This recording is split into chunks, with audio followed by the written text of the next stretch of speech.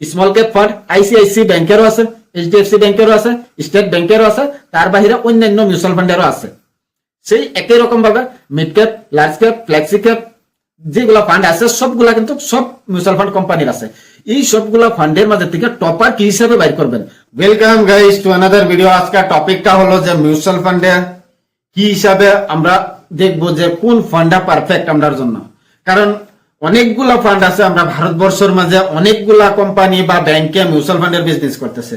তো সবগুলা ব্যাংকেরই বেলেগ বেলেগ ধরনের মিউচুয়াল ফান্ড আছে, আর সেই মিউচুয়াল ফান্ড গুলাকে অনেক ম্যানেজারে ম্যানেজ করে। কারণ স্টেট ব্যাংকের ম্যানেজারে স্টেট ব্যাংকের ফান্ড ম্যানেজ করে, এইচডিএফসির ম্যানেজারে এইচডিএফসির ফান্ড ম্যানেজ করে। তো অনেক ফান্ড ম্যানেজার আছে, অনেক ফান্ডে কাজ করে। তাহলে সবারই কিন্তু অবশেষে দেখা যায় কোনো ফান্ডের রিটার্ন অনেক বেশি, প্রফিটটা অনেক বেশি, কোনো ফান্ডের কিন্তু অনেক কম থাকে।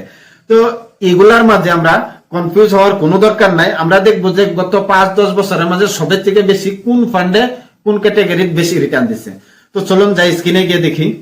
আমি এলাম স্ক্রিনে, তো আমি ব্যবহার করতেছি এটা স্টার এসআইপি একটা অ্যাপ্লিকেশন।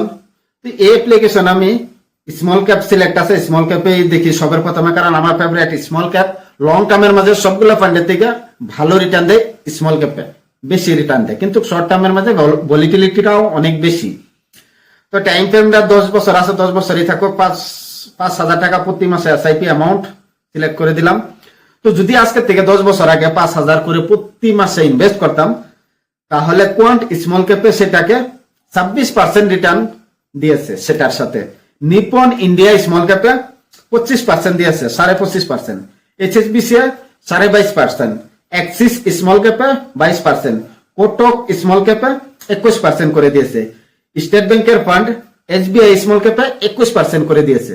তো আজকে থেকে 10 বছর আগে যদি 5,000 টাকা ইনভেস্ট করতাম স্মল ক্যাপ ফান্ডে, তো এইগুলা ফান্ডেতে ইনভেস্ট করলে এতটুকু রিটার্ন দিত। তো সবের প্রথমে আছে কোয়ান্ট, 2 নম্বরে আছে নিপন, 3 নম্বরে এইচএসবিসি, 4 নম্বরে অ্যাক্সিস স্মল ক্যাপ।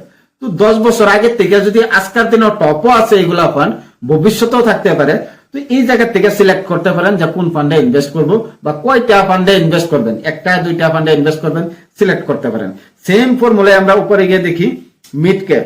তো মিড ক্যাপে সিলেক্ট করলাম, 10 বছর টাইম আছে, অ্যামাউন্টটা প্রতি মাসে 5,000 সিলেক্ট করে নিয়েছি। তো যদি আজকে থেকে 10 বছর আগে মিড ক্যাপ ফান্ডে আমি ইনভেস্ট করতাম 5,000 টাকা করে মতিলাল ওসওয়াল মিড ক্যাপ ফান্ডে, তাহলে লগভগ 24.5% প্রফিট আসতো আমার টাকাটার লগে। এডেলবেসিস মিড ক্যাপ ফান্ডে 22% আসতো, নিপন ইন্ডিয়া গ্রোথ এটার মাঝে 22% আসতো, কোয়ান্ট মিড ক্যাপ 22% আসতো। তো এই হিসাবে Motilal, Edelweiss, Nippon India, Quant mid cap, HDFC mid cap, তো এগুলা ফান্ডে গত 10 বছর ধরে ভালো একটা প্রফিট দিয়ে আসছে, আমরা দেখতাম পারি। নিপন ইন্ডিয়া গ্রোথ ফান্ডে 6 লাখ টাকা জমা হয়েছে আপনার 5,000 করে 10 বছরে, এটাকে 19 লাখ করে দিয়েছে। এডেলবেসিসে 6 লাখ টাকারে 19,10,000 টাকা করে দিয়েছে। তারপর মতিলাল ওসওয়ালে 6 লাখ টাকাকে 21,45,000 করে দিয়েছে।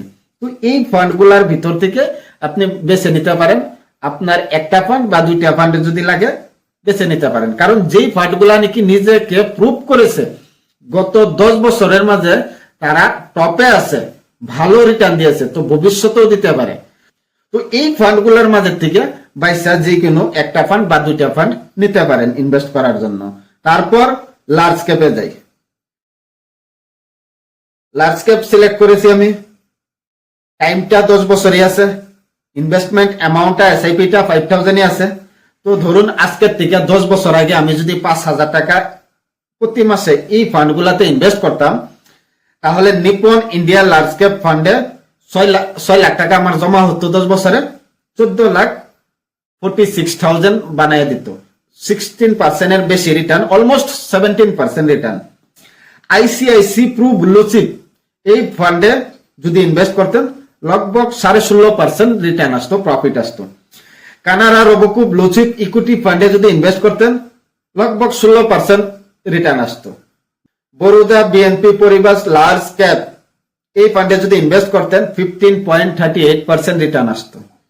এইচডিএফসি টপ 100 ফান্ড এই ফান্ডে যদি ইনভেস্ট করতেন 15.27% রিটার্ন আসতো।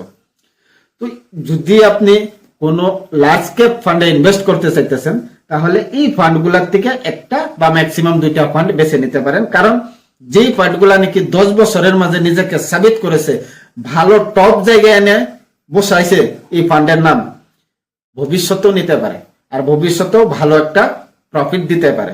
সেই জন্য এই হিসাবে যদি আপনারা বেছে নেন যে গত 10 বছর 15 বছর মাঝে টপ কোন ফান্ডে আছে, সেকেন্ডে কোন ফান্ডে আছে, থার্ডে কোন ফান্ডে আছে, তাহলে আপনার ভবিষ্যতে একটা ভালো একটা রিটার্ন আসতে পারে। কারণ আপনি টপারকে সিলেক্ট করেছেন আপনার পোর্টফোলিওর মাঝে। তো আশা করেছি ক্লিয়ার হয়েছে যে ফান্ড কি হিসাবে দেখবেন। কারণ যে ক্যাটাগরিতে যান, স্মল ক্যাপে যান, লার্জ ক্যাপে যান বা যে ফান্ডে যান, অনেক ফান্ড আছে ভারতবর্ষের মাঝে, অনেকগুলা মিউচুয়াল ফান্ড আছে, অনেকগুলা ব্যাংকিং এ আছে যারা মিউচুয়াল ফান্ডের বিজনেস করে, কিন্তু সবারই ফান্ড আছে। স্মল ক্যাপ ফান্ড আইসিআইসি ব্যাংকেরও আছে, এইচডিএফসি ব্যাংকেরও আছে, স্টেট ব্যাংকেরও আছে, তার বাহিরে অন্যান্য মিউচুয়াল ফান্ডেরও আছে। সেই একই রকম ভাবে mid cap, large cap, flexi cap যেগুলা ফান্ড আছে সবগুলা কিন্তু সব মিউচুয়াল ফান্ড কোম্পানির আছে।